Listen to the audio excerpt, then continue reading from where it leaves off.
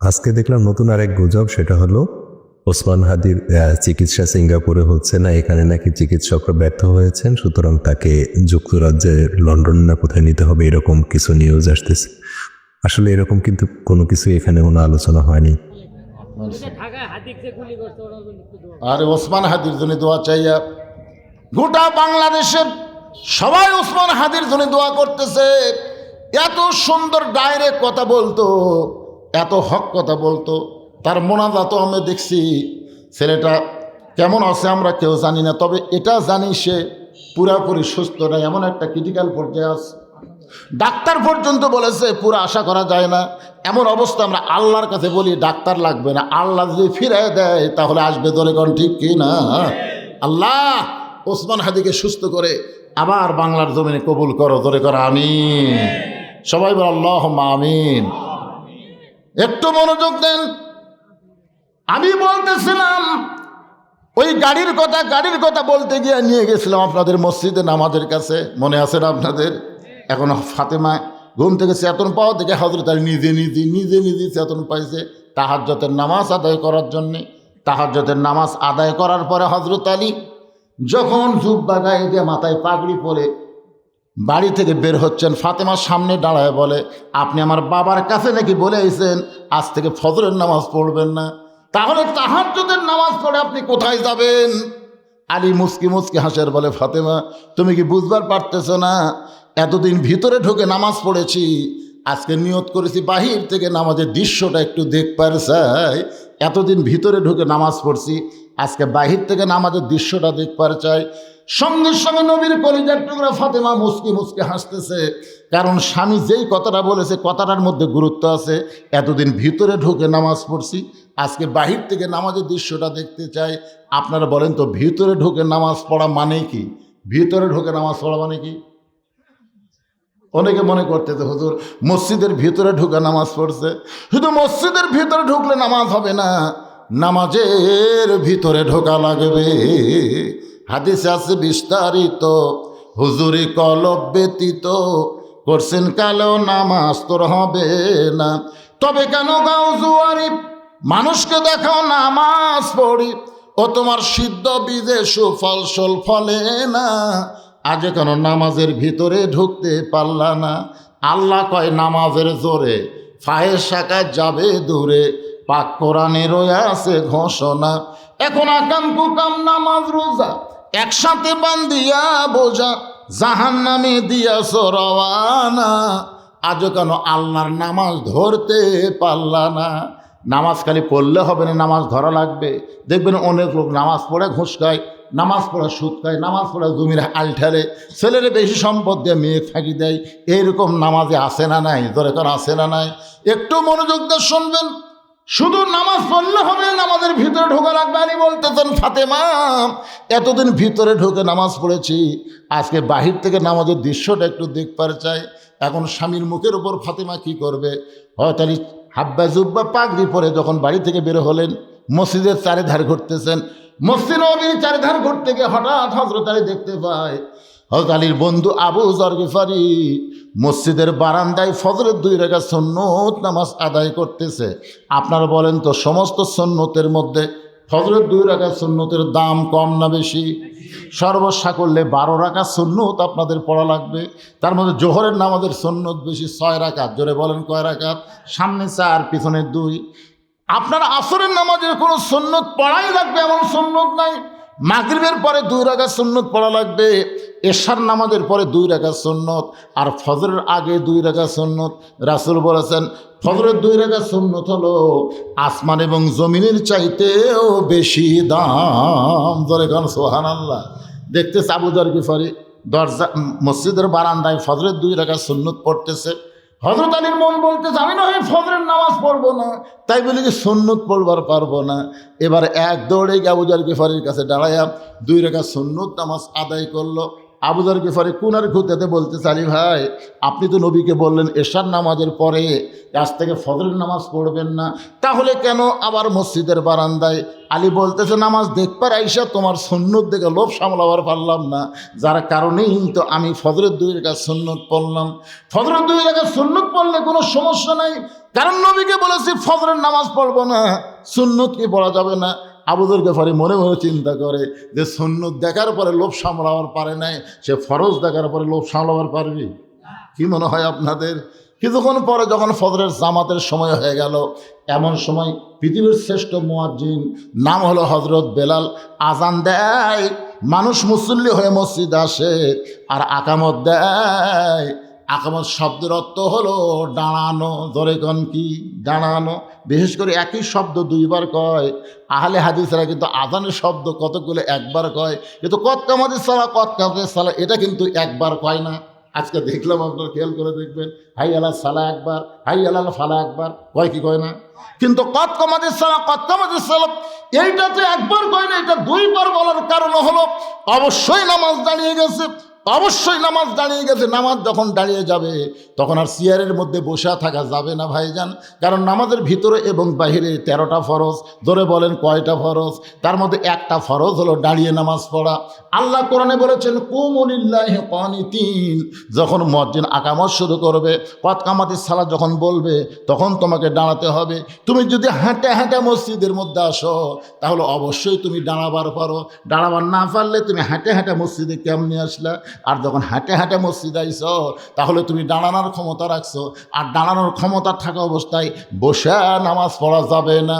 আর একটা ব্যাপার হলো, আকামত দিলেই কিন্তু নবী কেবলামুখী হয় নাই। নবীর সুন্নত তরিকা দেখবেন, নবী কেবলামুখী হয় নাই, নবী মুসল্লির দিকে তাকায় আছে। মুয়াজ্জিন আকামত দিচ্ছে কিন্তু আল্লাহ নবী মুসল্লির দিকে তাকায় আছে। তাকায় না থাকার কারণ হলো কে কোথায় কিভাবে দাঁড়ায় এটা রাসূল পরখ করে দেখতে চাও। বক্কর, তুমি সবচাইতে সুন্দর ফর্সা মানুষ, তোমার কাছে বেলালকে দাঁড়ান নাও। ও লম্বা মানুষ, তোমার কাছে খাটো দাঁড়াবে।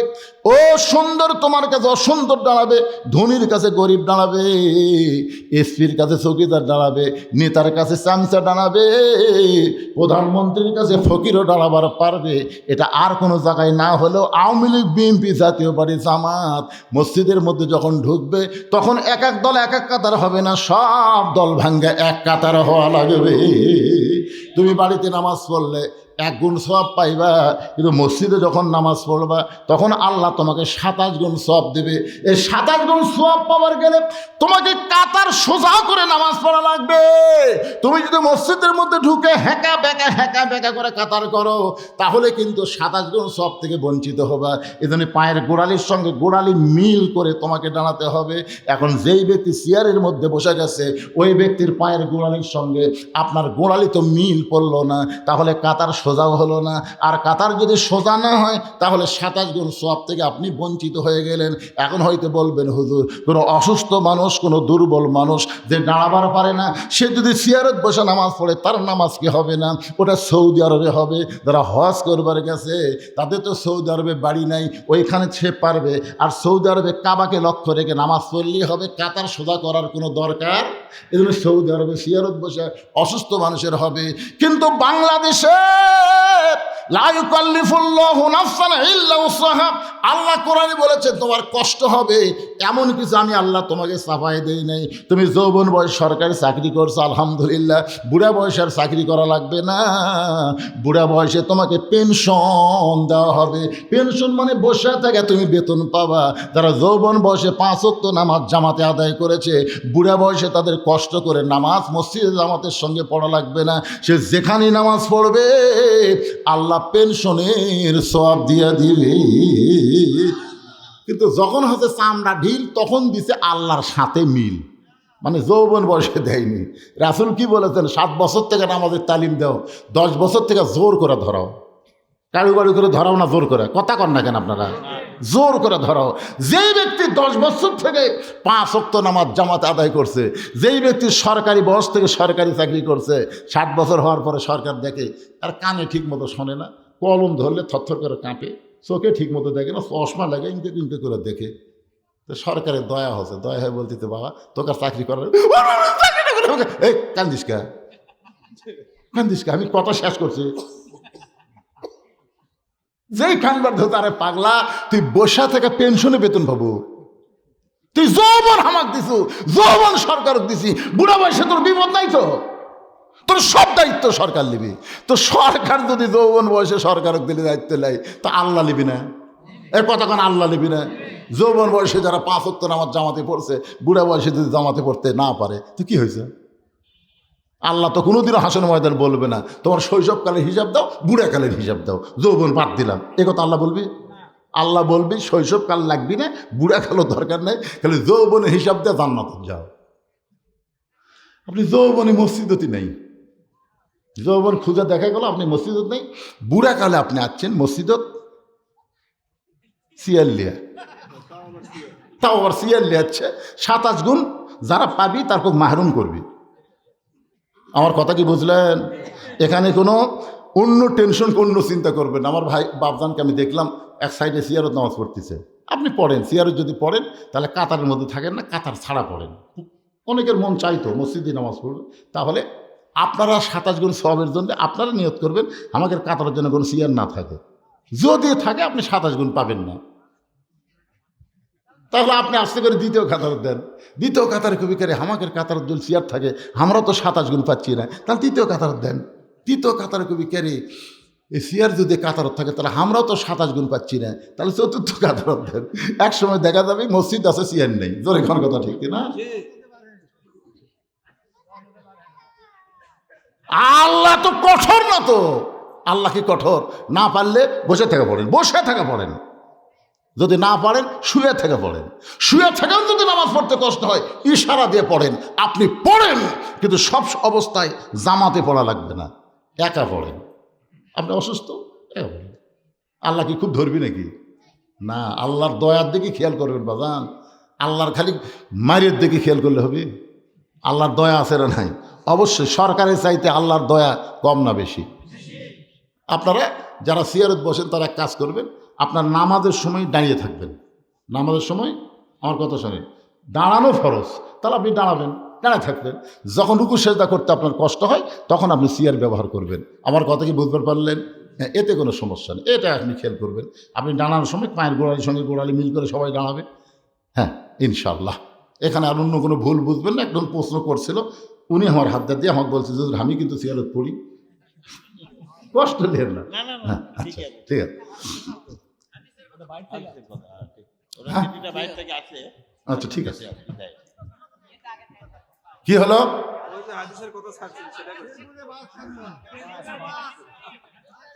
ও হানিফ গাড়ির হানিফ হাও আমা আনা মিনাল মুশরিকিন, মানে এটা হলো আপনার নড়াইলের ওয়াজ। এই ওয়াজটা নড়াইলের ওয়াজ। আমি যখন নড়াইলে চৌরাস্তা ওয়াজ করবে গেলাম, তখন এক লোক আমাকে একটা পেপার এনে বলতে, এই দেখেন আজকের ঘটনা। পেপারের হেডলাইন হচ্ছে 2000-এর বেশি যুবক নড়াইলে একটা মিছিল করছে।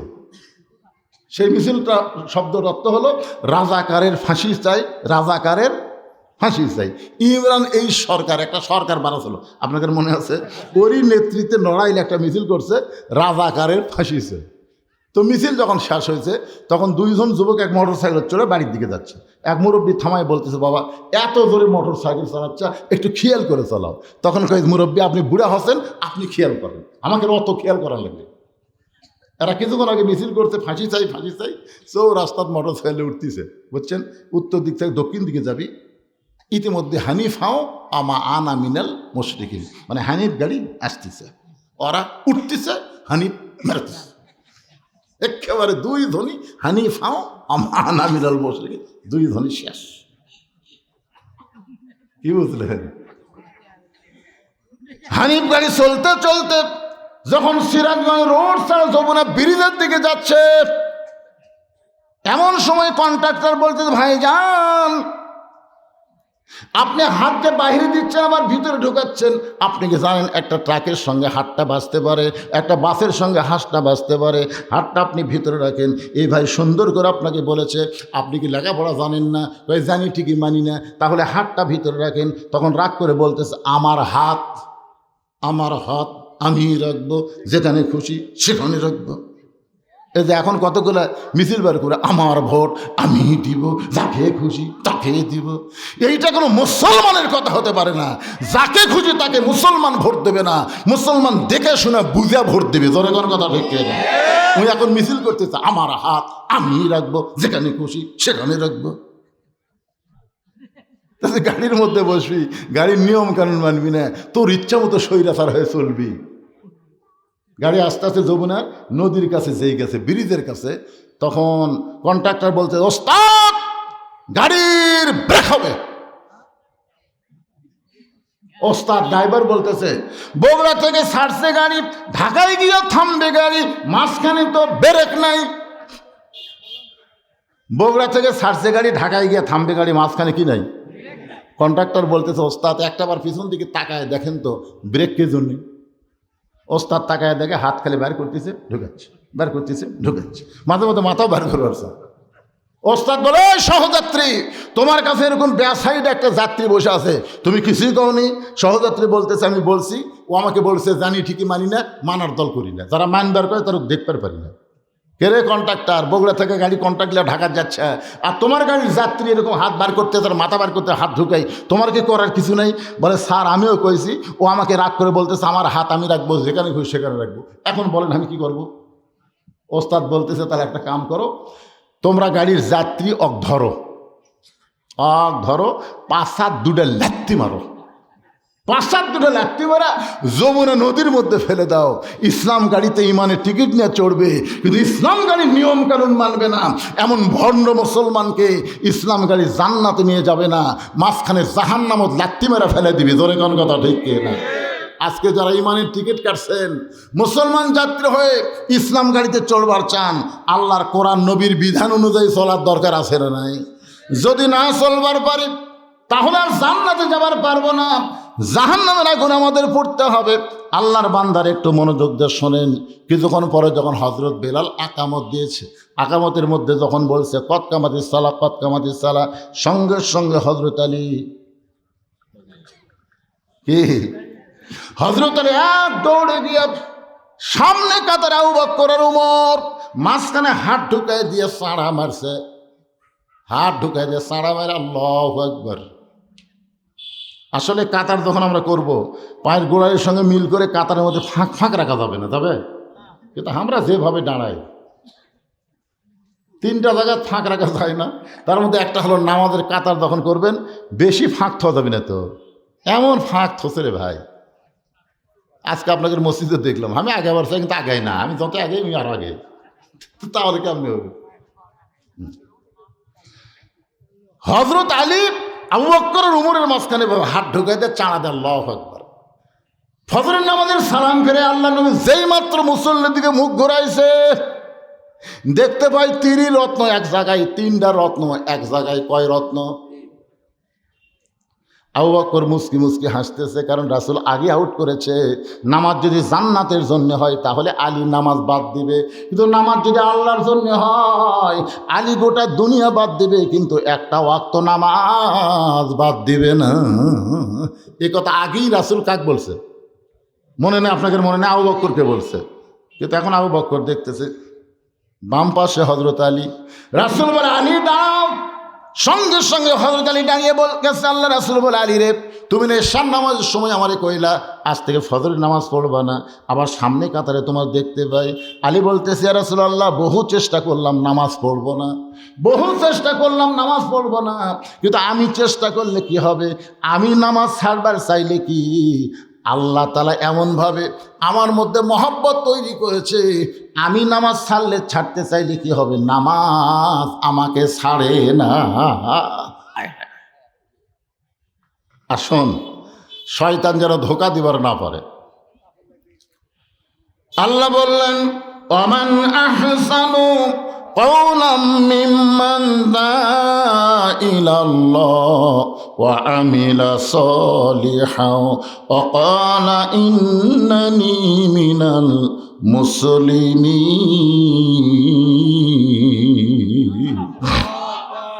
এই আয়াতকে সামনে নিয়ে আজকের আলোচনা খুব খেয়াল করবেন। ওই ব্যক্তির চাইতে উত্তম কোনো ব্যক্তি নাই যেই ব্যক্তি মানুষকে আল্লাহ রাস্তায় দাওয়াত দেয়। বর্তমান বাংলাদেশে আল্লাহ রাস্তায় দাওয়াত দেওয়ার 1 নম্বর ব্যক্তি হলো মসজিদের মুয়াজ্জিন।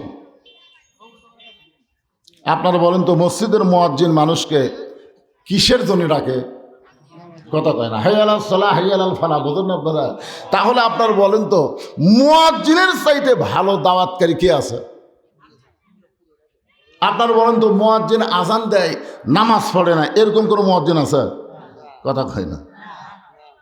তাহলে বোঝা গেল এখানে আল্লাহ বলতেছেন ও আমিলা সালিহাও ওয়াকালা ইন্নানি মিনাল মুসলিমিন। জি, এটা বোঝানোর জন্য বলতেছি, খুব খেয়াল করেন। কিন্তু আমাদের এলাকায় এক মুয়াজ্জিন আজান দেয়, বুঝলেন, অনেক দিন থেকে আজান দিচ্ছে, কিন্তু কিছুদিন হলে মানে বছর 4-5 হলে এই যখন মুয়াজ্জিন আজান দেয় তখন কতগুলো কুত্তে মসজিদের কাছে যায়।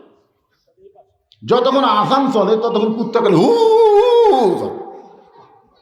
তো মুয়াজ্জিন তো চিন্তা করলো কেরি এই আমি আজান দিই, কুত্তা এরকম খেপে কেন? তো মুয়াজ্জিন একদিন আমারই করলো, হুজুর এই যে আমি যখন আজান শুরু করি তখন কুত্তা এসে করে, এর কারণ কি? আমি বললাম ভাই রে কী কারণ? কেন আপনি আলেম মানুষ ওয়াজ নসিহত করেন, তাহলে আপনি কোনো কারণ জানেন না। আমি অনেক চিন্তা করে বললাম মুয়াজ্জিন সাহেব আপনি যে আজান দেন আপনার ছেলে কয়জন? তো কয় হুজুর 2টা ছেলে। তো আপনি যে আজান দেন আপনার ছেলেরা নামাজ পড়ে?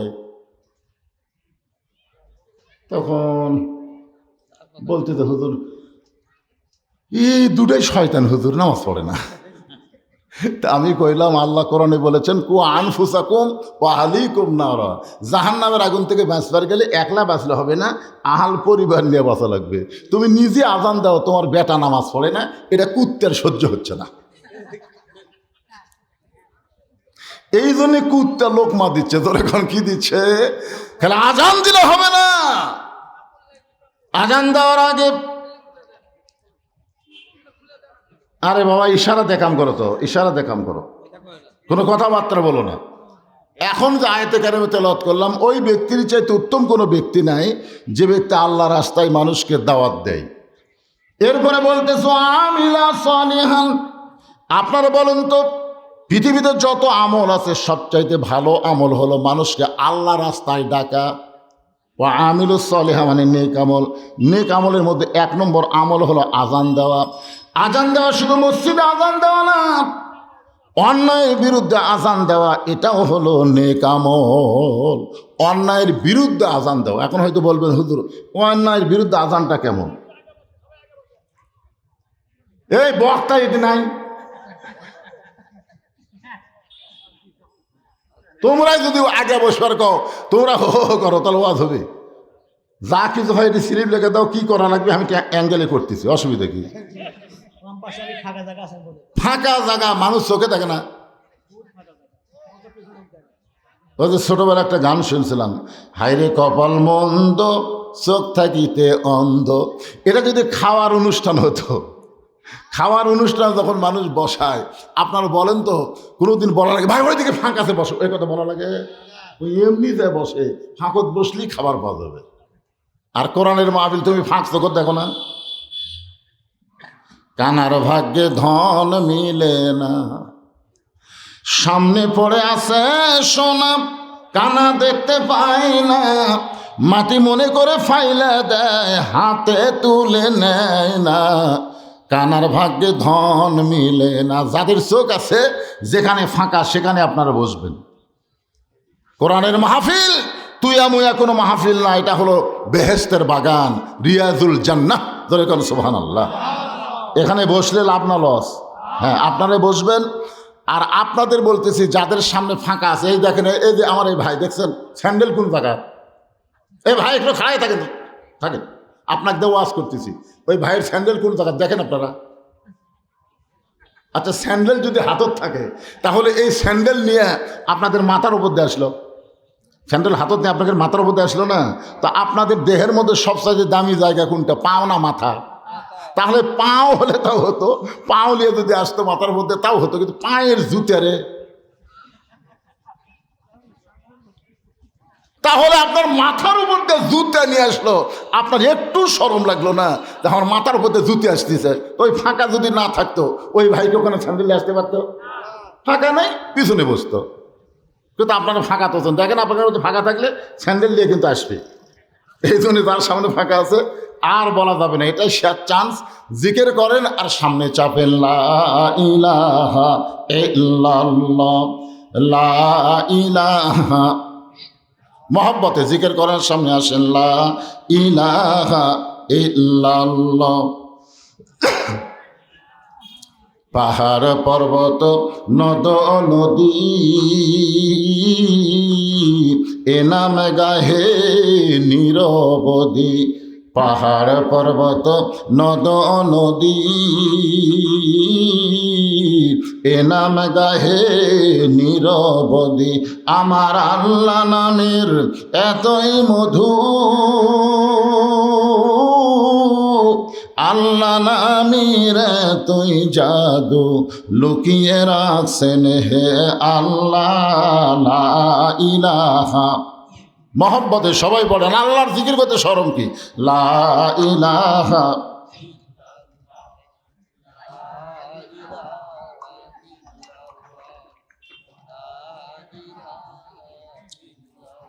লা ইলাহা ইল্লাল্লাহু মুহাম্মাদুর রাসূলুল্লাহ। আমি ছাত্র জীবনে একবার মাস্তানি দেখছি, জিকির কাক কয়, মাহাস্তান। আপনারা এতগুলো মরদ মানুষ কলেমার জিকির, তাও প্যান প্যান করতেছেন। ওরা কলেমার জিকির করে, ওরকে জিকির হলো আমার দয়াল বাবা, আয় হায় ঝাঁকি রে। একজন মাঝখান থেকে কিছু ওই ইল যখন কয় এরা আরো লাফায়। আপনারা বলে তো ওই জিকির কি রহমানি না শয়তানি?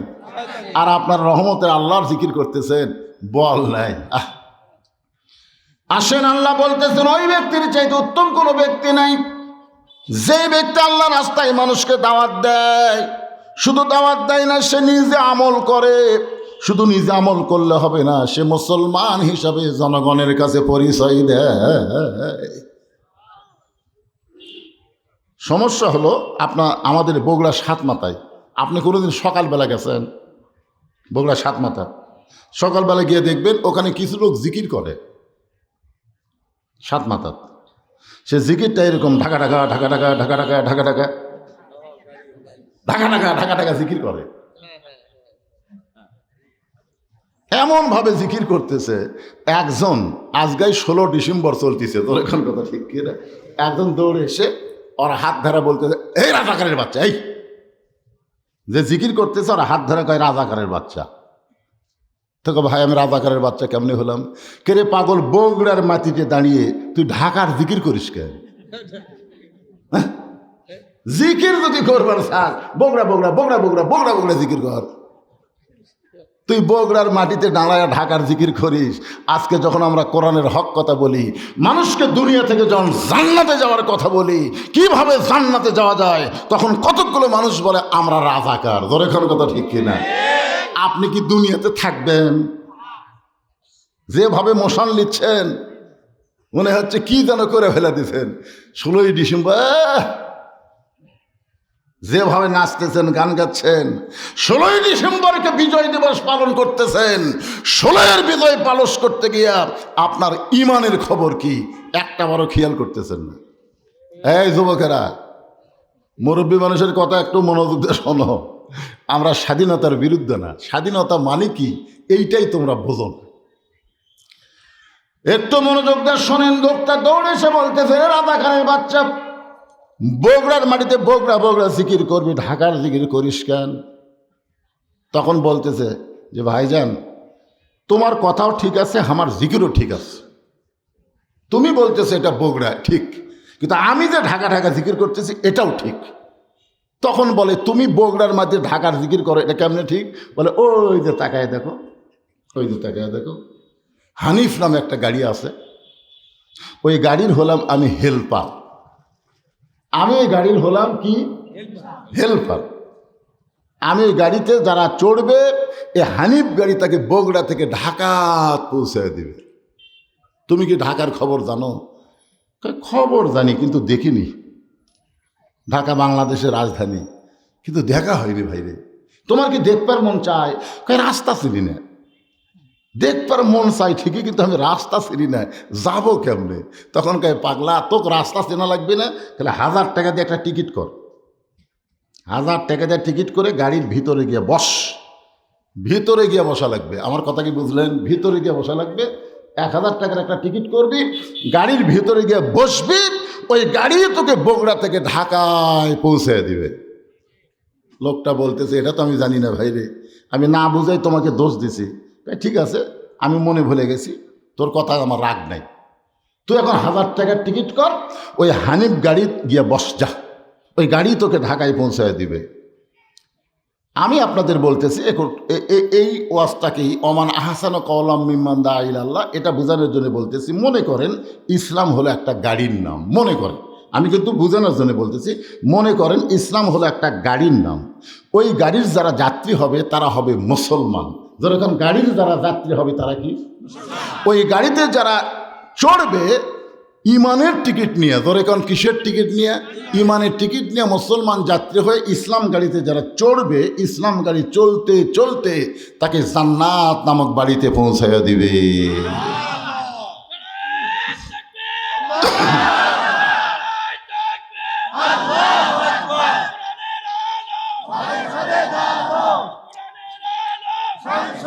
লিল্লাহে তাকবীর।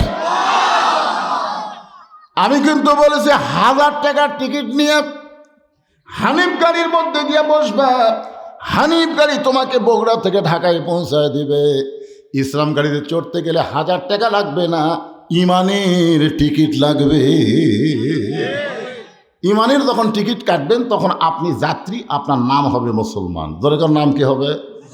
এই জন্য আল্লাহ বললেন, ইয়া আইয়ুহাল্লাযীনা আমানুত্তাকুল্লাহা হাক্কা তুকাতিহি ওয়া লা তামুতুন্না ইল্লা ওয়া আনতুম মুসলিমুন।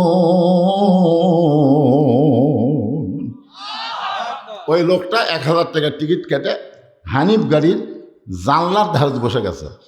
জানলার ধারে বসার কারণ কি? যে আমি তো ঢাকাও জীবনে দেখিনি, যে রাস্তা দিয়ে ঢাকা যাই এ রাস্তাও তো আমি দেখিনি। আমি গাড়ির মধ্যে থেকে খালি দেখব সব কিছু। আর নিয়ত ভালো না খারাপ? 1000 টাকা দিয়ে হানিফ গাড়িকে জানলার ধারে বসে গেছে। আস্তে আস্তে গাড়ি যখন ফুল হয়ে গেছে তখন কিন্তু আর গাড়ি বগুড়ায় থাকবে না। ফুল হয়ে গেলে আর থাকবে? গাড়ি তখন ঢাকার দিকে রওনা দিয়েছে। গাড়ি যখন ঢাকার দিকে রওনা নেয়, যেই মাত্র বনানী ক্রস করেছে, এমন সময় ওই লোকটা যে প্রথম 1000 টাকার টিকিট কাইটা জানলার ধারত বসেছে, ওর মধ্যে একটা মুদ্রা দোষ আছে। ওই মাঝে মধ্যে হাত বের করে আবার ঢুকাই, বের করে আবার ঢুকাই। তোর পাশে যে লোকটা বসে আছে এই চিন্তা করতেছে, কে রে এই যে হাত বের করতেছে ঢুকাচ্ছে, একটা ট্রাক বা একটা বাসের সাথে যদি আর হাত লাগে তাহলে জনগণ তো আমাকে বলতে পারে, কে ভাই আপনি এত ভালো হয়ে বসে আছেন, আপনার পাশেরটা হাত বার করে ঢুকাই, আপনার কি কোনোই দায়িত্ব নাই? কি কন? এ কথা বলতে পারে কি পারে না? আপনি নামাজ পড়েন 5 ওয়াক্ত, আপনার পাশেরটা বেনামাজি, আপনার কি কোনোই দায়িত্ব নাই? আপনার বউ পর্দার মধ্যে থাকে, পাশের ভাবি ওর বোরকা নেই, ওর কি আপনার কি কোনো দায়িত্ব নেই? জোরে করে কথা কর, আসে না নাই? না মনে করতেছেন আমি একলা একলা জান্নাতে যাবো? এতই সোজা। যেই লোকটা জানলা দিয়ে হাত বার করে আর ঢুকাই, ওর পাশের লোকটা চিন্তায় পড়ে গেল। ও যখন কোনো বাসের সঙ্গে ট্রাকের সঙ্গে হাত বাজা হাত ভাঙবি, ওর চিল্লিতে তো আমারই ঠিক মতো থাকা যাবে না। যখন একটা বাসের সাথে হাত ও বাবারে মামারে ওই জায়গায় বসে থাকবি, ওই পরে উল্টাপাল্টি করবি, ওর নিজেরই বসে থাকা কঠিন হবে। তো কোনো কিছু হওয়ার আগেই সতর্কের কথা আছে না নাই? এখন বলতেছেন, আল্লাহ বলেন, ওয়ামান আহসানু কাওলাম মিম্মান দাআ ইলাল্লাহ। এই আয়াতের দিকে খেয়াল করে লোকটা বলতেছে, ভাইজান আপনি কি লেখাপড়া জানেন? ডাইরেক্ট কিন্তু বলা যাবে না, ডাইরেক্ট কোনো কথা বলা যাবে না, হিকমতের সাথে। উদউ ইলা সাবিলি রাব্বিকা বিল হিকমা। মুসা নবী যখন ফেরাউনের কাছে যায় দেখে ফেরাউন নিজেই জিকির করতেছে, আনা রব্বুকুমুল আলা, আনা রব্বুকুমুল আলা। মুসা নবী হাত চুলকাচ্ছে। আল্লাহ বুঝবার পারছে যার সর দিয়ে আজরাইলের চোখের মনি উল্টে গেছে, ওই যদি একটা সর মারেতে ফেরাউনের অবস্থা কি হবে? আল্লাহ কই, কেরে মুসা আমি কি কইছি? আমি বলছি ইযহাবিলা ফেরাউন ইন্নাহু তাগা, যাও তুমি ফেরাউনের কাছে। ফেরাউন একটু তাগুত হয়ে গেছে, তাগুত দেখে তুমি তাকে মারো না, বরং তুমি তাকে হিকমতের সাথে আমার দাওয়াত দাও। জোরে খান সুবহানাল্লাহ। হিকমত এখন হেকমত করে বলতে যে ভাই আপনি কি লেখাপড়া জানেন না? জানি না মানে তো জানো ঠিকই, একটা বার উপর দিকে তাকে দেখো কি লেখা আছে। হানিফ বাসের মধ্যে ভিতরে কি লেখা আছে দেখো, দেখো লেখাটা পড়ে দেখো। হাত বাহিরে রাখা চলবে না, মাথা বাহিরে রাখা চলবে না, নিজের জিনিস নিজের সযত্নে রাখবেন, অন্যের জিনিস নেওয়া যাবে না। লেখা নাই? যেরকম আছে না নাই? তাহলে আপনি লেখাপড়া যদি জানেন তো একটা বার পড়ে দেখেন না কেন? তখন ওই রাগ করে বলতেছে জানি ঠিকই মানি না, মানার দল করি না। এই বাংলাদেশে যারা মানবার বলে তাদের দুই চোখে দেখে পারি না। এরকম এক দল আছে না নাই? জানি ঠিকই মানি না, মানার দল করি না। মানার দল এই বাংলাদেশে যারা মানবার বলে তাদেরকে দুই চোখে দেখতে পারি না। এখন আপনার বলেন তো আল্লাহর কোরআনের মধ্যে কিভাবে আল্লাহ বলেছেন উদখুলু ফিস-সিলমি কাফা, পুরাপুরি ভাবে ইসলাম গাড়ির মধ্যে চড়তে হবে। ইসলাম গাড়িতে আপনি চড়বেন কিন্তু পুরাপুরি চড়বেন না। মশারির মধ্যে যখন আপনি থাকবেন পুরাপুরি থাকবেন। বাংলাদেশে কোন লোক দেখছেন যে মশারির মধ্যে মশার সময় অর্ধেক থাকে আর অর্ধেক বাইর করে থাকে? দেখছেন কোনোদিন? এই পর্যন্ত মশারির মধ্যে রাখছে আর পাও বার করে থাকছে। মশা কি খুশি কম হবে? তাই তোরা অর্ধেক জায়গার মধ্যে কাজ আদায় কর্মরে। ল্যাপের মধ্যে শীতের দিনে ল্যাপ কম্বলের মধ্যে কেউ কি পুরাপুরি থাকে না আধা আধি থাকে?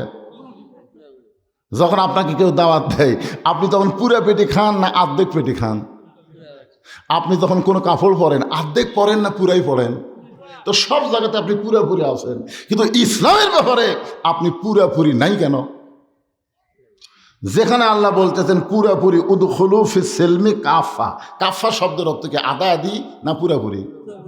ও, নামাজ পড়ার সময় আপনি আল্লাহর জিকির করবেন, আল্লাহর গোলামি করবেন, আর অর্থনীতির ব্যাপারে আপনি চলে যাবেন অন্য একজনের কাছে। রাজনীতির ব্যাপারে মনে হয় আল্লাহ কিছুই বলেনি। 13 বছর নবী মক্কায় কলেমার দাওয়াত দিছে। হিজরত করে মদিনায় যাওয়ার পরে নবী কিন্তু শুধু নবী ছিলেন না, নবী ছিলেন মদিনার রাষ্ট্রপতি। জোরে কোন কথা ঠিক কি না? কোরআন শরীফের মধ্যে আল্লাহকে সূরায় দিলেন তাবারাকাল্লাযী বিয়াদিহিল মুলকু ওয়া হুয়া আলা কুল্লি শাইইন কাদির। গোটা পৃথিবীর রাজত্ব কর্তৃত্ব মালিকানা কার হাতে? সমস্ত ক্ষমতার মালিককে। এক হাদিস সাহেব বলতে তো হুজুর আপনারা যে ওয়াজ দুটাই খালি রাজনীতি করেন, এটা ছাড়া ওয়াজ করা যায় না। তা আমি কোনো হাদিস সাহেব আমি ওয়াজে ওটা রাজনীতি করতেছি আর আপনি হজ করবার তাই করলেন? তখন হাদিস সাহেব বলতেছে তৌবা আস্তাগফিরুল্লাহ, আমি তো রাজনীতি করিনি। আমি বললাম তাহলে আল্লাহর কাবা ঘর সামনে নিয়ে আপনি বললেন লাকাওয়াল মুলক লা শারিকা লাহ, তার মানে কি? ওই পড়ছে লব্বাইক আল্লাহুম্মা লব্বাইক লব্বাইক লা শারিকা লাকা লব্বাইক ইন্নাল হামদা ওয়ান নিমাতা। এরপরে দেখ বলছে লাকাওয়াল মুলক লা শারিকা লাক। এর বাংলা অর্থ কি? হ্যাঁ সব আমি তো জানি না হুজুর। তুই যদি না জানিস তোর হজ আছে? কারণ আল্লাহর স্বীকারোক্তি দিবেন জানে বুঝাই দেওয়া লাগবে। কথা খানের জানে বুঝে দেওয়া লাগবে না? তো কয় হুজুর এর অর্থ কি? আমি বললাম শেষের অংশের অর্থ হলো রাজনীতির ভিতরে রাজত্বের ভিতরে একমাত্র আল্লাহ ছাড়া আমি অন্য কাউকে স্বীকার করি না। আপনি হজ করবেন আল্লাহর, আর বাংলাদেশের বিমানবন্দরে নামে আপনি মানুষের দল করবেন, 1 কোটি বার হজ করলেও আল্লাহ হজ কবুল করবে না। হজ যদি কবুল করবার চাও তাহলে আল্লাহ ছাড়া কোনো মানুষের রাজনীতি করা যাবে না। জোরে কার কথা ঠিক? আল্লাহর ঘর সামনে নিয়ে কি স্বীকারোক্তি দিল, আর আসে আবার মানুষের দল করতেছে। আমার নেতা তোমার নেতা, আমার নেতার চরিত্র ফুলের মতন পবিত্র, খোঁজলে দেখেন নামাজ পড়েনি এক ওয়াক্ত। আছে না নাই? হ্যাঁ, কতগুলো নেতা আবার কয় এখন থেকে জাতীয় ইমাম। কে রে পাগলা? ইমামের দাড়ি খালি এক মুষ্টির নিচে আমার কাছে ফতোয়া চাই হুজুর, ইমামের দাড়ি যদি এক মুষ্টির নিচে হয় তার পাশে নামাজ হবে? আমি বললাম ভাই ইমামের দাড়ি যে এক মুষ্টির নিচে তুমি কেমনি বুঝলে? মুড্ডে লাগছি হুজুর। কীভাবে? দাড়ি ধরছে রাখবে না, দূরে থেকে ইশারা করে দেখছি এক মুষ্টির কম হবে। যে বাংলাদেশে ইমামের দাড়ি মানুষ মুড় দিয়ে মাফে, সেই বাংলাদেশে দাড়ি মোচ চাচা কোনো নেতা জাতীয় ইমাম হবার পারে না। ধরে কারণ কথা ঠিক কি না? চামচারা যা মুখে আসে তাই কয়, জাতীয় নেতা কাও কিন্তু জাতীয় ইমাম বলা যাবে। একটু মনোযোগ দিয়ে শোনেন। ওয়ামান আহসানু কাওলাম মিম্মান দাআ ইলাল্লাহ ওয়া আমিলা সালিহান ওয়া ক্বালা ইন্নানি মিনাল মুসলিমিন। এই সিজার করা এক মাঝখানে জায়গা কে দিছে রে? এইটা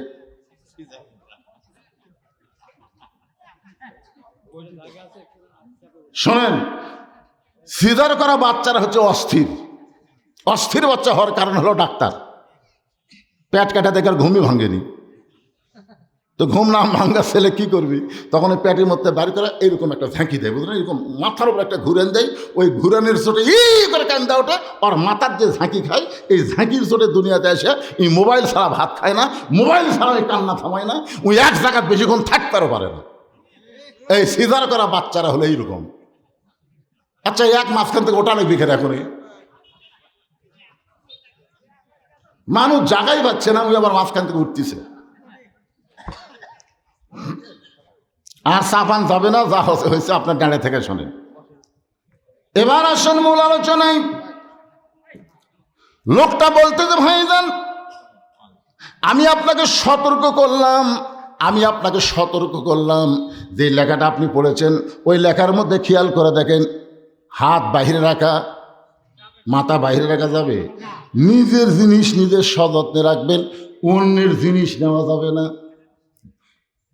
মুসলমানের নিজস্ব জিনিস আছে না নাই? ইসলামের নিজস্ব জিনিস আছে না নাই? কিন্তু আমাদের ছেলেরা ইসলামকে বাদ দিয়ে অন্য জাতের সংস্কৃতি গ্রহণ করতেছে। নিজের জিনিস নিজের সযত্নে রাখেন, অন্যের জিনিসে হাত দিয়েন না। আল্লাহর কোরআনের সমাজ যখন বাংলাদেশে চালু হবে, তখন প্রত্যেকটা মুসলমান তার সীমানা বুঝতে পারবে।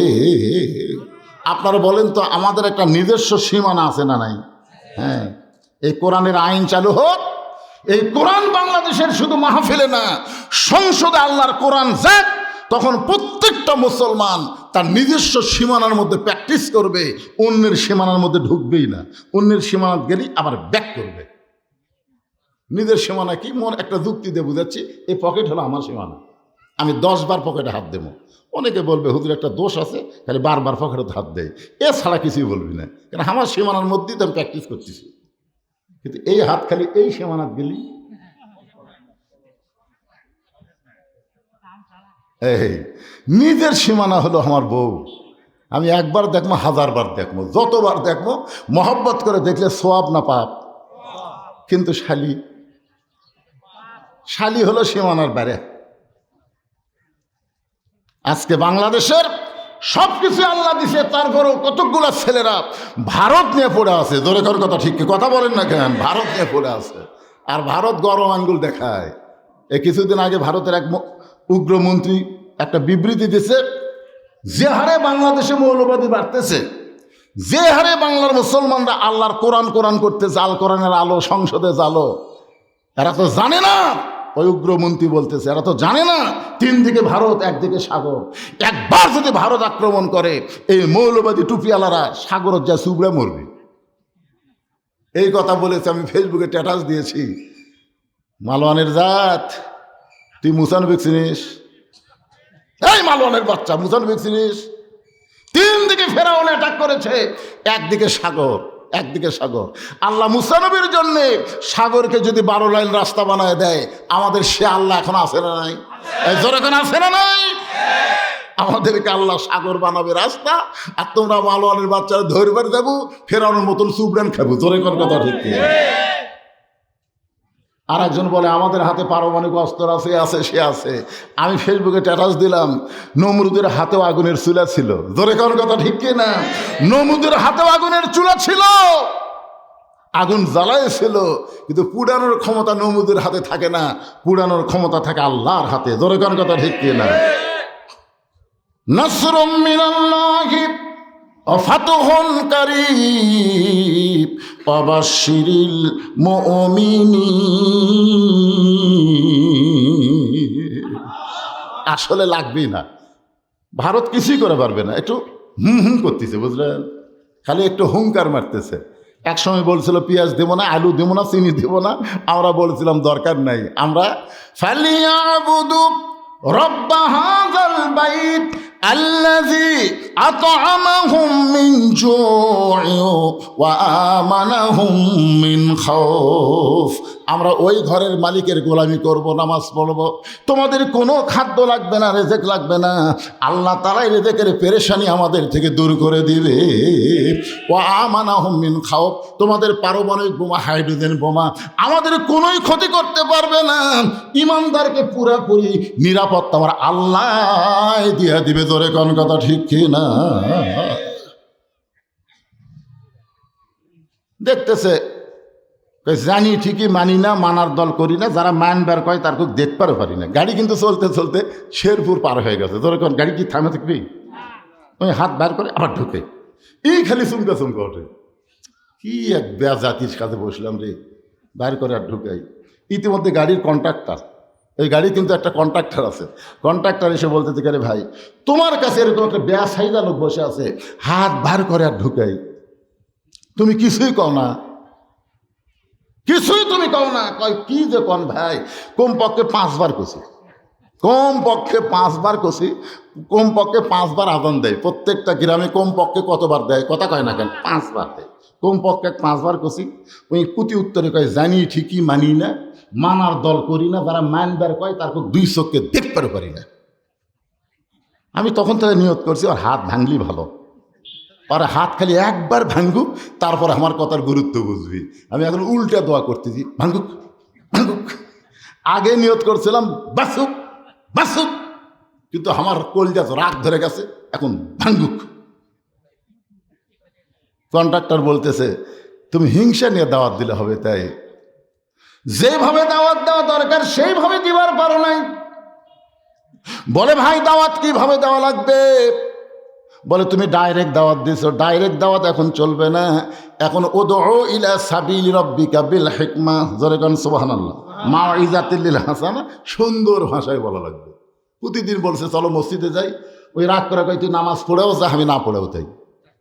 তুই কি আমার সাথে ভালো করে দেখে, তোর জমিত কয় মন ধান হচ্ছে, তুই নামাজেই 5 ওয়াক্ত নামাজ পড়িস, তোর জমিত কয় মন কর হচ্ছে? ভাই আমার জমিত তো 12 মন হচ্ছে, আর আমি নামাজ না পড়াই 14 মন পাচ্ছি। কি মনে করছিস? নামাজের কথা কোনো যে খেপে যায়, তখন চিন্তা করতেছে এইভাবে ডাইরেক্ট হবে না, এটা হেল্পারের কথা বলতেছি, কন্ট্রাক্টরের কথা বলতেছি, ও বলতেছে এভাবে হবে না। কিভাবে?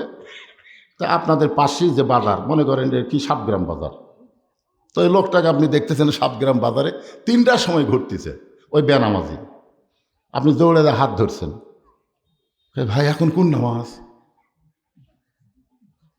তোমার হাত ধরলাম আর তুমি নামাজের কথা কও। আরে পাগলা, তুই তো নামাজ ছাড়া কোনোদিন আমার হাত ধরিস নি। হাত ধরে বলে চলো মসজিদে যাই নামাজ পড়ি। আজকে আবার কোন নামাজ? এখন তো কোনো নামাজ নাই। তখন বলে ভাই নামাজের জন্য হাত ধরিনি, আজকে হাত ধরছি তোমার 1 কাপ চা খিলাবো। আপনারা বলেন তো, যেই লোকটা নামাজের দাওয়াত দিলে খেপা যায়, ওই লোকটাকে যদি আপনি চা খাওয়ার কথা বলেন, ওই খেপি? তখন বলে ভাই রে, তুই যে আবার চাও খিলে আস, আমি তো জানি তুই খালি একটাই দাওয়াত জানিস, নামাজের দাওয়াত, তুই যে চা খিলানোর দাওয়াত দিস, এটা আমি আজকে প্রথম দেখলাম। তখন বলে ভাই চলেন যাই, আর আপনার জীবনেও কান ধরে বলতেছি, আর আপনার জীবনেও আমি নামাজের দাওয়াত দেবো না, আর দেবো না। আমি নিয়ত করছি নামাজ দাওয়াত দেখি, আপনি নামাজ পড়েও যদি আমার সাথে ভালো থাকেন, খামা খা। এখন চাষ করে নিয়ে গেছে, দোকানদারকে বলতেছে পেঁয়াজি দাও, নিমকি দাও, আরো কি ভালো ভালো আছে দাও। বেনামাজি বলতেছে ভাইজান চা খাওয়ার কথা বলে নিয়ে আসি, এত কেন? বলতেছে ভাইজান আজকে কি আপনি নামাজের কথা বলবেন না? বলে এর আগে বহুদিন নামাজের কথা বলছি, তুমি নামাজের কথা শুনলে যে রাগ করো, সেদিন থেকে নিয়ত করেছি আর কোনোদিন নামাজের কথা বলবো না। লোকটা বলে পাগল, এতদিন খালি খালি নামাজের দাওয়াত দিছো, আজকে আমার পিছনে 50 টাকা খরচ করবা, 40 টাকা খরচ অটোমেটিক করে ফেলেছো, খালি বলে দেখো। তুমি কি মনে করো আমার বিবেক কুত্তে পেশাব করছে? এতদিন খালি খালি নামাজের কথা কছো, আমার কানত যা রাগ লেগেছে ভাই, আজকে 40 টাকা খরচ করছো, আরো 10 টাকা খাওয়াবা, খালি কইয়া দেখো। আর আল্লাহর জন্য না হোক, তোমার জন্য কি 1 ওয়াক্ত নামাজ আমি পড়ে পারবো না? তুমি কি মনে করছো আমার মধ্যে কি মানবতা না? খালি বলে দেখো। তখন মনে হয় আল্লাহ আল্লাহ মনে হয় কি তখন বলতে যে ভাইজান তাহলে চলো মসজিদের দিকে যাই। মসজিদের দিকে যখন নামাজি বেনামাজিকে রওনা দেয়, ওর কানে কানে ফিস ফিস করে বলতে যে ভাই এতদিন নামাজের কথা বললি, তুমি যে রাগ করো, আজকে আর একটা কথা যোগ করা লাগবে। বলে আবার কি যোগ করবা? বলে ওযু করা লাগবে। বেনামাজি বলতেছে যদি বলে গোসল করা লাগবে তাও করবো। তুই কি মনে করিস তোর জন্য এক ওয়াক্ত নামাজ পড়বার পারবো না? ওযু করার পরে এবার নামাজি বলতেছে ভাইজান আল্লাহর ঘরের মধ্যে ঢুকতে চান, নিজের ইচ্ছায় ঢোকা যাবে না, আল্লাহর হুকুমে ঢুকতে হবে। জবান খুলে একটা দোয়া পড়ো, আল্লাহুম্মা আফতাহ লি আবওয়াবা রহমাতিক। শুধু দোয়া পড়লে হবে না, ডান পা দিয়ে মসজিদের মধ্যে ঢোকো। এবার দোয়া পড়ে ডান পায়ে মসজিদের মধ্যে যেই মাত্র বেনামাজি ঢুকেছে, নামাজি খুব জোরে জোরে সামনে কাতারে গিয়ে আল্লাহর সঙ্গে যোগাযোগ করে বলতেছে, আল্লাহ আমার দায়িত্ব হলো দাওয়াত দেওয়া, আর তোমার দায়িত্ব হলো হেদায়েত দেওয়া। আল্লাহ খালি খালি নামাজের কথা বললে গালি খাইছি, খালি খালি কইয়া গালি খাইছি। আজকে এর পিছনে 40 টাকা খরচ করেছি, আরো 50 টাকা খরচ করব। আল্লাহ তোমার বেনামাজি বান্দাকে আমি যেমন করি হোক তোমার মসজিদের মধ্যে ঢুইকা দিছি। এখন তোমার দায়িত্ব হলো হেদায়েত দেওয়া, আমার দায়িত্ব হলো দাওয়াত দেওয়া, বান্দার দায়িত্ব হলো দাওয়াত দেওয়া। ধরে কোন কি দেওয়া? আর আল্লাহর দায়িত্ব হলো হেদায়েত দেওয়া। আমার দায়িত্ব শেষ, এখন তোমার দায়িত্ব তুমি পালন করবা কিনা সেটা তুমি চিন্তা করো। আল্লাহ গো, হাসরের ময়দান কিন্তু আমাকে আর ধরতে পারবা না। আমি যেভাবেই হোক বেনামাজি বান্দাকে তোমার ঘরের মধ্যে হাজির করে দিয়েছি। চোখের পানি নিয়ে দাওয়াতকারী যখন কান্দে, ওমান আহসানু কওলাম মিম্মান দাআ ইলাল্লাহ ওয়া আমিলা সালিহান ওয়া ক্বালা ইন্নানী মিনাল মুসলিমিন।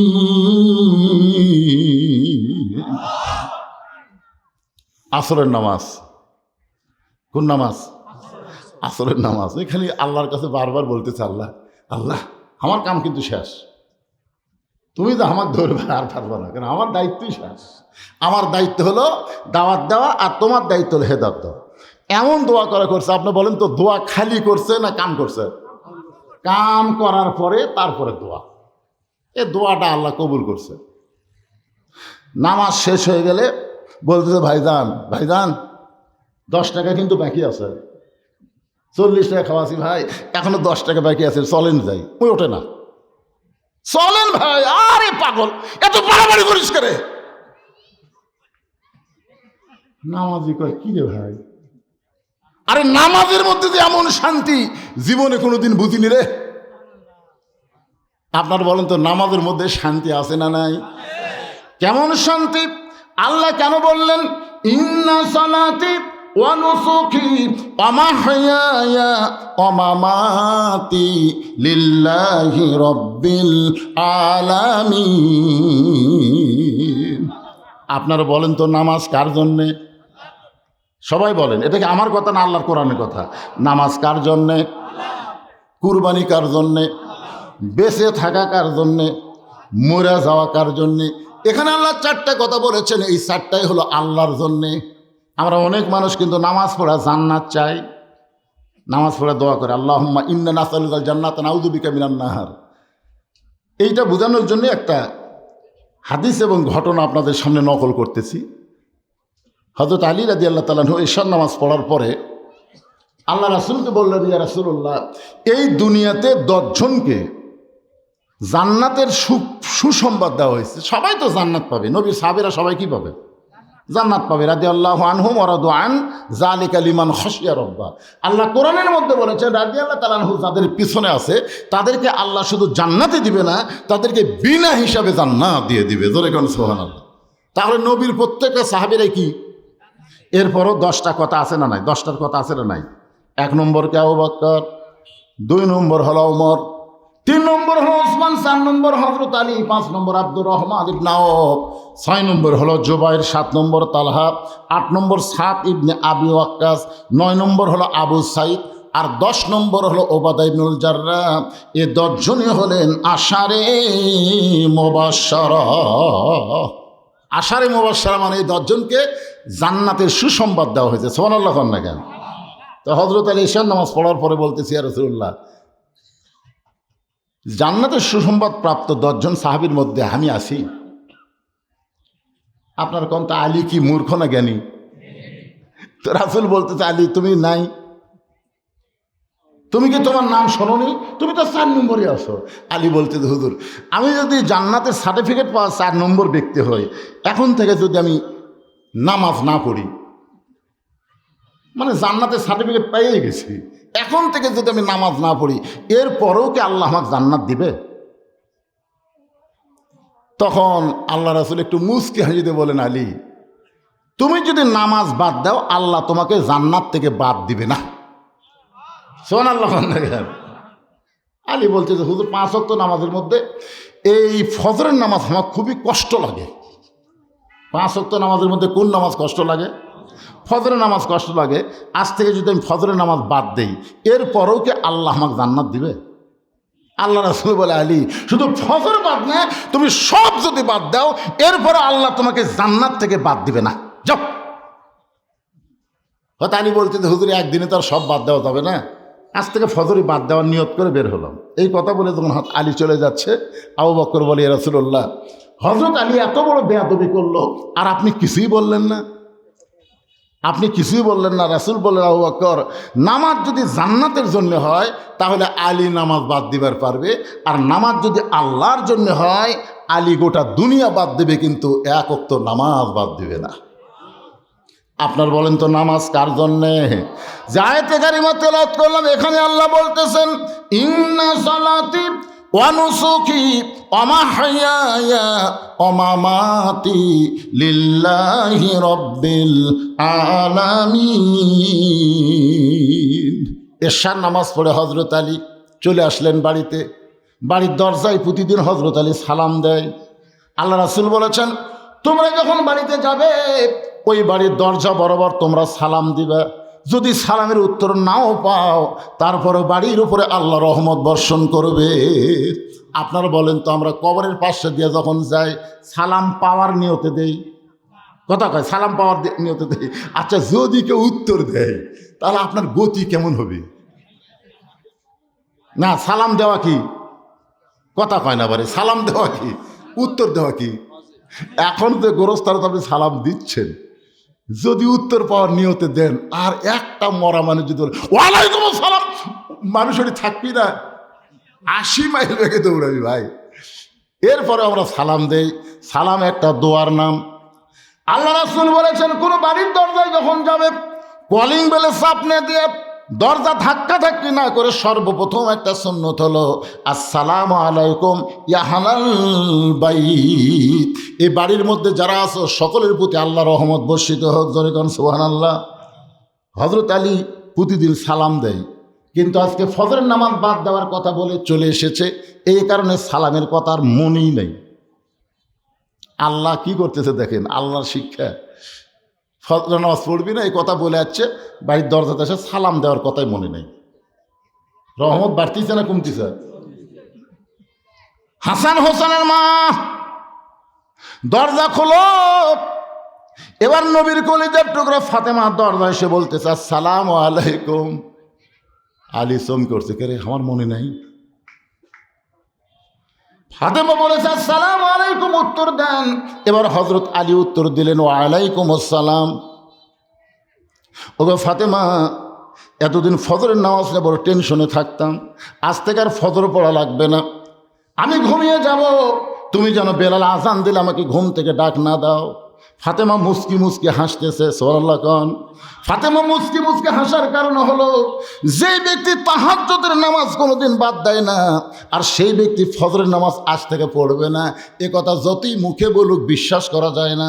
রাসূল বলেছেন, 5 ওয়াক্ত নামাজ হলো ইবাদত, আর তাহাজ্জুদের নামাজ হলো মাহাব্বত। সাহাবীরা বললেন, ইয়া রাসূলুল্লাহ, ইবাদত আর মহব্বতের ব্যাখ্যা কি? আল্লাহ রাসূল বলেছেন, 5 ওয়াক্ত নামাজ পড়বে মানুষ জান্নাত পাওয়ার জন্যে, জাহান্নামের ভয়ে, আর তাহাজ্জুদের নামাজ পড়বে জান্নাত জাহান্নামের জন্যে না, কেবলমাত্র আমার আল্লাহর জন্যে। সুবহানাল্লাহ দেখেন, এক ব্যক্তি আছে নামাজের সেজদায়, আল্লাহ রাসূল বলেছেন, এটা বনি ইসরায়েলের যুগে এক ব্যক্তি নামাজের সেজদায় আছে, আল্লাহ ডাক দেয়া বলে, তুই যতই নামাজ পড়ার সেজদা কর, তোর ঠিকানা জাহান্নাম। তুই যতই নামাজ পড়ার সেজদা কর, ঠিকানা কি? ওই সেজদা থেকে মাথা তুলে বলতেছে আলহামদুলিল্লাহ। আল্লাহ কয়, কে রে পাগলা, তোকে আমি কি খবর দিছি? খবর শুনছিস? তুই যতই সেজদা কর, নামাজ পড়, তোর ঠিকানা হলো জাহান্নাম। বলতেছে আলহামদুলিল্লাহ। আল্লাহ এই তোর ঠিকানা জাহান্নাম রে, তুই আলহামদুলিল্লাহ কস। পাগলা বলতেছে আল্লাহ আপনি এত খেলছেন কেন? আপনি আমাকে জাহান্নাম দিলে কি কষ্ট পাবেন? আপনি আমাকে জাহান্নাম করছেন, আমি আলহামদুলিল্লাহ কছি, কারণ আমি বিশ্বাস করি জান্নাতের মালিক যিনি, জাহান্নামেরও মালিক তিনি। তা আপনি যদি আমাকে জাহান্নাম দিয়ে খুশি হন, আমার বেদার হয়ে লাভ আছে? আল্লাহ যেটা দিবি ওটাই মেনে নেওয়ার নাম হলো ইমাম। আল্লাহ বলতেছে জাহান্নামে গেলে তোর কষ্ট হবে পাগলা, তুই কষ্ট পাবি, তুই জানিস না। আপনি কি মনে করছেন আমি একলা যাবো? আল্লাহ কয় তোর সঙ্গে জাহান্নামত খেয়ে যাবে। তো বলতেছে আমার জাতির পিতার সাথে নমরুদের আগুনের মধ্যে কে গেছিল? আমার জাতির পিতা ইব্রাহিমের জন্য যদি আপনি বলতে পারেন কুল্লায়ানা রুকুনি বারদাও ওয়া সালামান আলা ইব্রাহিম, ইব্রাহিমের ঈমান, ইব্রাহিমের মহব্বতের কারণে যদি নমরুদের আগুনের চুলা শান্তির বাগান হয়, আপনার গোলামি, আপনার মহব্বত আমার কলিজায়, আমি যখন জাহান্নামে যাব, আমার জাহান্নামকেও আপনি জান্নাত বানায়া দিবে। একটু মনোযোগ দিয়ে শোনা লাগবে। এতদিন হযরত আলী ঘুম পাড়ে বালিশ মাথায় দিয়ে, কিন্তু আজকে যখন বলেছে ফাতেমা বেলাল যখন আজান দেবে আমাকে যেন ফজরের সময় ডাক না দাও, ফাতেমা চিন্তা করলো বালিশ মাথার দিয়ে ঘুম পারলে হয়তো চেতন পাবে, এই জন্য বালিশ মাথার তলে না দিয়া নিজের উরুটাকে বালিশ বানায়া মাথার চুলের মধ্যে হাত দা বিলকি কাটতেছে। রাসূল বলে ফাতেমা রে, আল্লাহর পরে কাউকে যদি সেজদা দেওয়ার হুকুম থাকতো তাহলে আমি তোমাকে বলতাম আলীর পায়ে সেজদা করো। ও ফাতেমা, আল্লাহর পর পৃথিবীর কাউকে সেজদা দেওয়া যাবে না, কিন্তু মেয়ে মানুষের কাছে সবচাইতে দামি ওই ব্যক্তি হলো তার স্বামী। এ কথা বলার পরে ফাতেমা বুঝবার পারছে আল্লাহর পরই আমার স্বামী হলো আমার সবচাইতে দামি। ধরে কর না সুবহানাল্লাহ। আমাদের মা বোনগুলো কি করে? মা বোনেরা যারা পর্দার অন্তর আছেন একটু শোনেন, মেয়েদের আমল কিন্তু বেশি না, মাত্র 4টা আমল করলে 8টা জান্নাতের দরজা আল্লাহ খুলে দিবে। 8টা জান্নাতের দরজা না, 8টা দরজা জান্নাতের আল্লাহ খুলে দিবে। যে কোনো দরজা দিয়ে সে জান্নাতে প্রবেশ করবে। 1 নম্বর হলো 5 ওয়াক্ত নামাজ, 2 নম্বর হলো রমজান মাসের রোজা, 3 নম্বর স্বামীর খেদমত করা, কথা মতো চলা, আর 4 নম্বর হলো সতীত্বের হেফাজত, পর্দা করা। এই 4টি আমল যদি মেয়েরা করতে পারে আল্লাহ খুশি হয়ে 8টা জান্নাত দিয়া দিবে। জোরে কন্যা সুবহানাল্লাহ। আমার মায়ের একটু মনোযোগ দিয়ে শোনেন, যেই মাত্র তাহাজ্জুদের সময় হয়েছে সঙ্গে সঙ্গে হযরত আলী ঘুম থেকে চেতন পায়ে দেখে বালিশ নাই। ওগো ফাতেমা, তুমি কি ঘুম পাড়ো নাই? বলে আজকে আমি আপনাকে ঘুম পাড়াইছি, আজকে আপনাকে ঘুম পাড়াইছি ফাতেমা রে, তাহলে তুমি কি ঘুমাবা না? ফাতেমা চোখের পানি বের করে মুচকি হাসি দেয়, বলে ওগো স্বামী, আমি একদিন আমার বাবার কাছে একটু গোস্বা করে বলেছিলাম, বাবা দুনিয়াতে কত ধনী ধনী যুবক আপনার ফাতেমাকে বিয়ে করবার চাইছিল, কিন্তু ধনী ধনী যুবকের সঙ্গে বিয়ে না দিয়া এই গরিবের সঙ্গে আমার বিয়ে দিলেন বাবা। একটা দিনে সুন্দরভাবে সংসার চালাবার পারে না। ও বাবা, এই গরিবের সঙ্গে সংসার করতে গিয়ে আপনি জানেন আমার কত কষ্ট হয়েছে, কত কষ্ট ফাতেমার জীবনে। তার ছোট্ট একটা ইতিহাস আপনাদের বলি। দুপুরবেলায় ফাতেমার স্বামীর কাছে ছোট বাচ্চার মতন কাঁদতেছে। আলী বলে ফাতেমা কান্দার কারণ কি? বলে কান্দার কারণ হলো হাসান হোসেন না খেয়ে ঘুমায় গেছে, ঘুম থেকে চেতন পাইলেই তো খাবার বায়না করবে। ওরা কোনোদিন আপনার কাছে বায়না ধরে না, এরা বায়না ধরে আমার কাছে। আমি চিন্তায় পড়ে গেলাম, এখন হাসান হোসেন চেতন পায় যদি খাবার চাই, গোটা বাড়ি খুঁজে দেখলাম খাবার কিছু নাই, আপনার পকেট খুঁজেও দেখলাম একটাও পয়সা নেই। আলী বলে ফাতেমা ইন্নাল্লাহা মা'আস সাবিরিন, ধৈর্যশীলদের সঙ্গে আল্লাহ থাকবে। ফাতেমা বললেন এত ধৈর্য বোঝা যাবে না, আমরা একটু বয়স হয়েছে ধৈর্য বুঝবো, কিন্তু হাসান হোসেন তো বুঝবে না। আলী বলে ফাতেমা নিরুপায়, তাহলে কি করব? এমন সময় ফাতেমা একটা ওড়না ছিল, ওই ওড়নাটা বের করে স্বামীর হাতে দিয়ে বললেন, স্বামী গো, এই ওড়নাটা বিক্রি করে যেই বাজার হবে সেইটাই একটু আপনি নিয়ে আসেন, হাসান হোসেনের কান্নার আমি সহ্য করতে পারি না। হযরত আলী ওড়নাটা নিয়ে যেই মাত্র বাজারে গেছে, চিন্তা করতেছে হযরত আলী ওড়নাটা হলো ফাতেমার ওড়না। ধরে কোন ওড়নাটা কার? পকেটের মধ্যে রাইকা বাজারে ঘুরতেছে। জোর করার পরে যদি জিজ্ঞাসা করে আলী ভাই অন্যাকার, আমি যদি বলি আমার বউ ফাতেমার, তাহলে খরিদ্দার নিশ্চয়ই চিন্তা করবে যে পুরুষ মানুষ বইয়ের জিনিস বেচা খায়, এই পুরুষ হলো দুর্বল পুরুষ। আলী অন্যা বের করবার পারতেছে না। হঠাৎ দেখতে পাই একজন খরিদ্দার সালাম দেবে, বলে আলী ভাই আমার মনে হয় আপনি কিছু বিক্রি করবেন। আলী চিন্তায় পড়ে গেল, আমি কিছু বিক্রি করব এটা আমার আল্লাহ ছাড়া দুনিয়ার কেউ জানে না। তাহলে এই খরিদ্দার কেমনে জানলো? পকেট থেকে অন্যা বের করার সঙ্গে সঙ্গে তাকায় দেখি ওই খরিদ্দার একটা ব্যাগ আলীর সামনে ধরেছে। ওই ব্যাগের মধ্যে অন্যা দিয়েছে। খরিদ্দার একটাবার অন্যার দিকে তাকায় নাই। হযরত আলীর হাতে 6টা দিরহাম দিয়া ওই খরিদ্দার যখন চলে যায়, হযরত আলী 6টা দিরহাম নিয়ে বাজারের দিকে দৌড়ায়। খাদ্যের দোকানে গিয়ে বলে, ভাইজান 6টা দিরহামের যে খাবার হবে তাড়াতাড়ি টোপলা করে দাও। আমার হাসান হোসেন যদি ঘুম থেকে চেতন পায়, ওরা কিন্তু ক্ষুধার জ্বালায় মায়ের কাছে বায়না ধরবে। দাও তাড়াতাড়ি খাবার দাও। দোকানদার 6টা দিরহামের টোপলা করে যখন হযরত আলীর হাতে দিবার চায়, এমন সময় একজন ফকির আলীর সামনে দাঁড়ায় বলে, আলী রে, আজকে 3-4 দিন হলে আমার বাড়িতে কোনো খাবার নাই, আল্লাহর হস্তে যদি পারো তাহলে আমাকে একটু খাবার দাও। আলী চিন্তায় পড়ে গেল, 6টা দিরহাম দিয়ে বাচ্চাদের জন্য খাবার নিব, আর এমন সময় ফকির আমার সামনে, আমি কি করব? আল্লাহর কোরআন বলতেছে, আম্মা সাইলা ফালা তানহার। আলী রে, সাইলকারীকে খালি খালি ফিরাস না। চিন্তায় পড়ে গেল হযরত আলী, 1টা দিরহাম সাইলকারীকে দিব আর 5টা দিরহাম নিয়ে খাবার নিয়ে বাড়ি যাব। এই চিন্তা যখন করতেছে, এমন সময় আল্লাহর কোরআন বলে, ওয়ামা তুনফিকু মিন শাইইন ফি সাবিলিল্লাহি ওয়াফা ইলাইকুম ওয়া আনতুম লা তুজলামুন। আলী, ফকিরকে যদি 1টা দিরহাম দেস, আল্লাহ তোকে দুনিয়াতে 10টা দিরহাম দিবে। ফকিরকে যদি 2টা দিরহাম দেস, আল্লাহ তোকে 20টা দিরহাম দিবে। ওয়াফা ইলাইকুম, তুই যদি ফকিরকে 6টা দিরহাম দেস আলী, আল্লাহ তোকে দুনিয়াতেই 60টা দিরহাম দিয়ে দিবে। হযরত আলী টোপলাওয়ালাকে টোপলা ফেরত দিয়ে ওই 6টা দিরহাম যখন ফকিরকে দেয়, মনে মনে বিশ্বাস করে আল্লাহ তাকে 6টা দিরহাম দিবে। দোকানদার বলতেছে, আলী ভাই তাহলে টোপলার খবর কি? বলে, টোপলা দিয়ে আমার চলবে না, তুমি 2 বস্তা খাবার প্যাকেট করো। বিশ্বাস করেছে কাকে? আরো জোরে বলেন। দোকানদারকে 2 বস্তা খাবার প্যাকেট করার কথা বলে হযরত আলী বাজারের মধ্যে ঘুরতেছেন। এমন সময় দেখতে পায় রাস্তা দিয়ে এক ব্যক্তি উট নিয়ে আসতেছে। আলীরে সালাম দেয়, আলী ভাই অযথা বাজারে ঘুরতেছেন, উটটা কিনবেন নাকি? আলী বলতেছে, 1টা পয়সাও তোমার পকেটে নেই, উটটা কেমনি কিনবো? উটওয়ালা বলতেছে, 100 দিরহামে বাকি এটা উটটা কিনেন, বিক্রি করে আপনি টাকা দেবেন, এটাও কি পারবেন না? হযরত আলী 100 দিরহাম বাকিতে উটটা কিনে যেই মাত্র উটের বাজারে গেছে, চারিদিক থেকে খরিদ্দার দৌড়েছে। বলে, আলী ভাই কবে থেকে উট ব্যবসা শুরু করলেন? আপনি হলেন আল্লাহর নবীর শিক্ষামন্ত্রী। জোরে কান সুবহানাল্লাহ। নবী যখন মদিনার প্রেসিডেন্ট ছিলেন, ওই সময় হযরত আলী হলেন শিক্ষামন্ত্রী, আবু বকর হলেন ধর্মমন্ত্রী, ওমর ফারুক হলেন আইনমন্ত্রী, আর ওসমান গনি হলেন অর্থমন্ত্রী। জোরে কান সুবহানাল্লাহ। আলী উটের বাজারে উট বিক্রি করতে আসছেন। চারিদিক থেকে সমস্ত খরিদ্দার যখন আলীর চেহারার দিকে তাকায় চিন্তা করে, এত দামি মানুষ উট বিক্রি করতে আইছে। এমন সময় খরিদ্দার সালাম দেবে, আলী ভাই এই বাজারে বেশিক্ষণ থাকা লাগবে না, উটের দাম কত চান? বলে, একটা হিসাব করে বলো। খরিদ্দার বলতেছে, 160 দিরহাম দিয়ে দিলাম। হযরত আলী 160 দিরহামে উট বিক্রি করে উটওয়ালাকে 100 দিরহাম ফেরত দিয়া বাকি 60টা দিরহাম নিয়ে দোকানে গেলেন।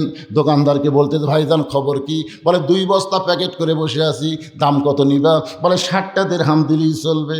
হযরত আলী 60টা দিরহাম দিয়া দোকানদার কাছে 2 বস্তা খাবার নিয়ে 2 কান্দে নিয়ে বাড়ির দিকে রওনা দিলেন। ফাতেমা দরজার কাছেই ছিল এতক্ষণ, এবার জানলার কাছে আইসা দেখতে পায় স্বামীর কান্দে 2টা বস্তা খাবার দেখে।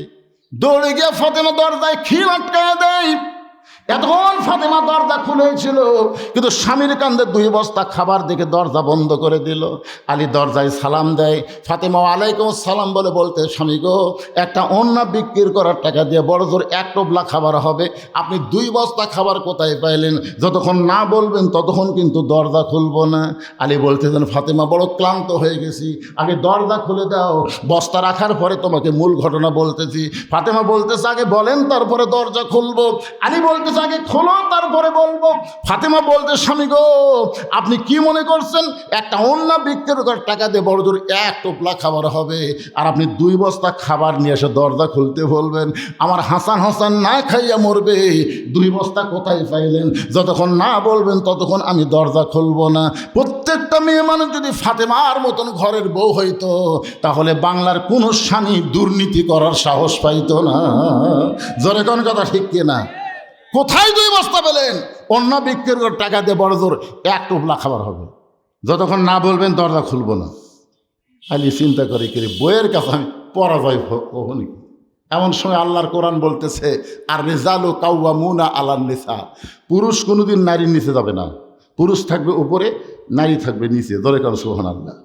হযরত আলী খাবার 2 বস্তা নিয়ে আল্লাহ নবীর দরবারে গেলেন। ফাতেমা দরজা না খোলার কারণে নবী তখন বসেছিলেন, নবী উঠে দাঁড়িয়ে গেলেন। একটু জোরে জোরে নবী এসে আলীর কাঁধ থেকে 2 বস্তা নামাই নিলেন, কপালে একটা চুমা দিলেন। ধরে কারণ সুবহানাল্লাহ। আলীর কাঁধ থেকে 2টা বস্তা নামাই নিয়ে কপালে একটা চুমা দিলেন। আলীর মুখের দিকে তাকায় নবী বলে আলী মুখটা গোমরা করে আসো কেন? আলী মুখটা গোমরা করে আসো কেন? বলে ইয়া রাসূলুল্লাহ আপনি এত ভালো কিন্তু আপনার মেয়েটা ভালো না। রাসূল বললেন কি বললি? হুজুর আপনি কত ভালো। বসা মানুষ দাঁড়িয়ে গেলেন, সেখান থেকে আবার চলে এসে আমার কাঁধ থেকে 2 বস্তা নামাইলেন, আমার কপালে চুমা দিলেন, আপনি কত ভালো। আর 1-8 ঘন্টা হয়ে গেল দরজার দাঁড়িয়ে আছি, 2 বস্তা কোথায় পাইছি এটা না বললে দরজা খুলবে না। আমি ওয়াদা দিলাম আগে দরজা খোলো তারপরে বলবো, বলে না। আমি রাগ করে আপনার কাছে আইছি। আলী বলতেছে, নবী বলতেছে আলী তুমি আসনি, আমার মেয়েই তোমাকে পাঠিয়ে দিছে। জোরে কান সুবহানাল্লাহ। আলী বলতেছে হুজুর আমার মেয়ে আপনার এখানে পাঠাইছে, আপনার মেয়ে আপনার এখানে পাঠাইছে, কারণ কি? আল্লাহ রাসূল বলতেছেন শোনো আলী, যদি ফাতেমা দরজা খুলতো তুমি কি আমার কাছে আসতে? আলী বলতেছে দরজা খুললে কেন আসবো? আল্লাহ রাসূল আলী আমার কলিজার টুকরা ফাতেমা তোমাকে আমার কাছে পাঠানোর কারণ হলো 4টা। জোরে বলেন কয়টা? 1 নম্বর কারণ হলো কোন খরিদ্দার তোমার কাছ থেকে ওড়না কিনেছে তুমি কি বলবার পারো? আলী বলতে হুজুর আমি জানি না। রাসূল বলে আলী কোন ফকির তোমার কাছে ভিক্ষা চাইছে তুমি কি বলবার পারো? আলী বলতেছে ইয়া রাসূলুল্লাহ আমি জানি না। রাসূল বলে আলী কে তোমার কাছে উট বিক্রি করলো তুমি কি বলতে পারো? আলী বলতেছে ইয়া রাসূলুল্লাহ আমি জানি না। রাসূল বলে আলী রে কোন খরিদ্দার তোমার কাছ থেকে উটটা কিনে নিল তুমি কি বলতে পারো? আলী বলতেছে ইয়া রাসূল জানি না। আল্লাহ নবী বললেন আমি জানি, আমি তোমাকে জানাবার চাই। সুবহানাল্লাহ। আমি জানি তোমাকে জানাবার চাই, আমার মেয়ে তো জানে না, এই জন্য আমার কাছে তোমাকে পাঠাইছে, তুমি কি এই 4টা বিষয় জানবে? আলী বলতে জানবো না মানে? রাসূল বলেন এজলেস তাহলে বসো, আমি এখন বলি কোন খরিদ্দার তোমার কাছ থেকে ওড়না কিনেছে, কোন ফকির তোমার কাছ থেকে ভিক্ষা নিয়েছে, কে তোমার কাছে উট বিক্রি করলো, আবার বেশি দামে কে উটটা কিনলো, বসো। হয়তো আলী বসে গেছে, এখন রাসূল বলবে, আমিও আপনাদের সামনে বলবো, কিন্তু এই মাদ্রাসার জন্য আপনাদের কাছে একটু ব্যাগ যাবি, রুমাল যাবি, টাকা দিলে যে বাড়ে কোরআনের আয়াত দিয়ে আমি আপনাদের বোঝানোর চেষ্টা করছি। 10 টাকা দেবেন 100 টাকা পাবেন, দুনিয়াতেই পাবেন। 1000 টাকা দিবেন 10,000 পাবেন, 100 দিবেন 1000 পাবেন। বিশ্বাস করেন আল্লাহর কোরআনকে? বিশ্বাস করেন? কথা কয় না। কারা কারা করেন আল্লাহকে একটু হাত দেখেন তো দেখি। লিল্লাহি তাকবীর, হাত নামান। মাহফিল কমিটির ছেলেরা আপনাদের কাছে ব্যাগ নিয়ে যাবে, আল্লাহর হস্তে আপনারা দিবেন ভাইজান। এই মাদ্রাসাকে চালানোর জন্য, মাদ্রাসাকে মহব্বত করে, আল্লাহর কোরআনকে মহব্বত করে সবাই দান করবেন। এখানে এমন কিছু আল্লাহর বান্দা আছে যারা 1000 দিবে, 5000 দিবে, 10,000 দিবে, তারা ওই ব্যাগের মধ্যে দিবে না, তারা আমার হাতে এই ব্যাগ কালেকশন হওয়া পর্যন্ত আমার মায়েদের কাছেও যাবেন। ফাতেমার বংশধর যারা বসে আছে, ফাতেমার সঙ্গে জান্নাতে যাওয়ার আশায়, তাদের কাছে